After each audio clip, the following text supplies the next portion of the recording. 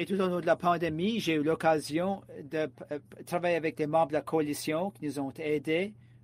Et il nous a permis avec cela, il nous a permis de travailler ensemble afin de pouvoir fournir cela. Nous avons vu directement dans Scarborough Southwest comment les obstacles linguistiques ont un impact sur le gagne-pain de plusieurs personnes dans la collectivité, notamment les personnes aînées, les immigrants, des gens en situation de handicap, des sourds par exemple. Je me rappelle d'avoir cogné aux portes au début de mes journées, de mon expériences en politique. Il y a quelqu'un qui ouvrait la porte et je me rappelle de donner mon dépliant et je ne me rendais pas compte que la personne était aveugle. Et à partir de ce moment-là, on a décidé que j'aurai toujours une carte qui contient du braille.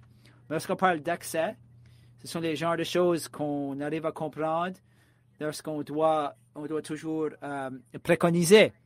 Juste hier, on a reconnu le lieutenant-gouverneur David Olney qui a lutté pour l'accès aux services et l'accès aux langues et le besoin de protéger les langues autochtones relève de l'importance de l'accessibilité et la capacité de s'assurer que tellement d'Ontariens, notamment dans la communauté immigrante, et afin qu'ils aient accès à l'autonomie. Lorsqu'on enlève la capacité de contribuer et d'accéder à des renseignements, on leur enlève une grande partie de leur autonomie. Alors, le travail que vous faites pour vous assurer qu'il y a accès aux langues et la justice linguistique, c'est tellement important pour s'assurer qu'on puisse continuer d'élaborer une Ontario qui est équitable et accessible à tous. Cet enjeu-là, c'était très important pour moi aussi. Vous le savez, au sein de l'équipe, pas seulement parce que l'accès aux langues est essentiel pour nos collectivités. En tant que personne qui a été née au Bangladesh, un pays où la naissance, si on pourrait l'appeler ça, du 21 février, est née là-bas. C'est la journée internationale des langues maternelles pour faire la promotion de la diversité linguistique et culturelle à travers le monde. Ce jour-ci, je suis sûr que vous saurez, en 1952, c'est une journée où l'on reconnaît les événements de 1952 et les sacrifices apportés pour préserver les peuples du Bangladesh et du Bengale, leur identité unique et leur langue. On leur a dit qu'ils ne peuvent pas parler dans leur langue maternelle. Il y a tellement qui ont manifesté, notamment les étudiants. C'est tout à fait remarquable. Ils ont lutté pour cela. Et le résultat était terrible. Ils ont connu de la violence atroce. Vraiment, il y a tellement de gens qui ont perdu la vie. Et le 21 février, nous reconnaissons la Journée internationale de la langue maternelle. En vertu de cette histoire-là, en tant que locuteur du Bangla, c'est très personnel pour moi. Je sais que dans notre famille et dans la collectivité à laquelle j'appartiens, c'est très spécial. Ça montre que les gens ont perdu la vie pour protéger leur langue maternelle. En Ontario, ce mouvement est important, étant donné l'histoire que nous partageons avec notre collectivité francophone et autochtone. Et vous avez parlé de ceci aussi, la lutte pour les langues et comment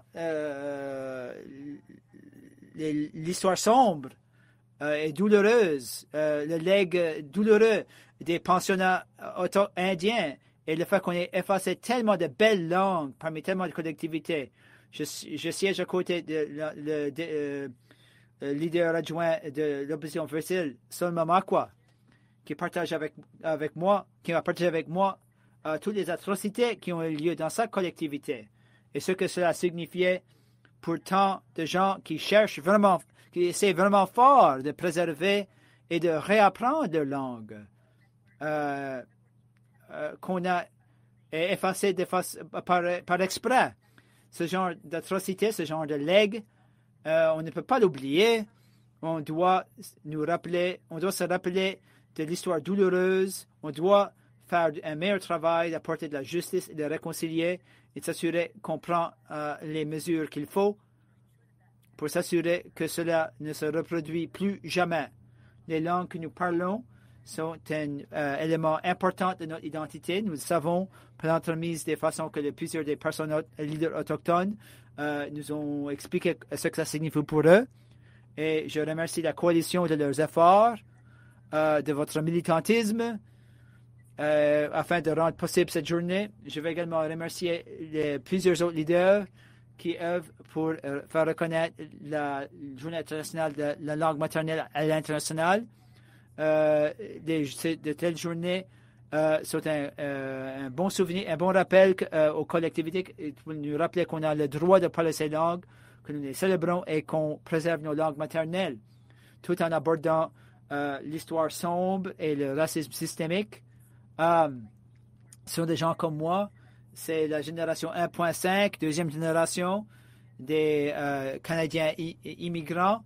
C'était important de travailler ensemble, de défaire les obstacles linguistiques et de souligner le pouvoir de nos langues pour s'assurer qu'on crée les ponts pour combler les écarts intergénérationnels à travers nos collectivités, notamment les collectivités autochtones et communautés immigrantes. Je vous remercie de votre travail. Je salue vos efforts.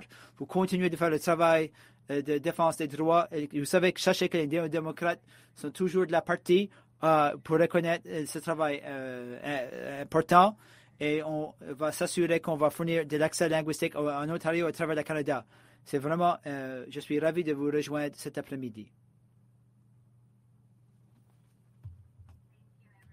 Merci à tout le monde. Ceci conclut notre troisième célébration annuelle de la Journée canadienne de défense des droits linguistiques. J'aimerais remercier tous ceux qui ont rendu ces 2 jours possibles, nos incroyables conférenciers, les participants, les organisateurs de la conférence, les bénévoles, les interprètes, les 40 plus membres de la coalition, le MCIS pour son parrainage et tous les autres défenseurs qui soutiennent le travail effectué pour faire de l'accès équitable aux langues partout au Canada une réalité. Nous vous encourageons à soutenir tous les participants, les membres de la coalition et les conférenciers du marché de l'accès linguistique équitable. Enfin, j'aimerais terminer la journée par un rappel à l'action pour soutenir les droits linguistiques au Canada. Écrivez un courriel, une lettre ou rendez visite à vos députés locaux et demandez-leur ce qu'ils font pour l'accès linguistique au Canada.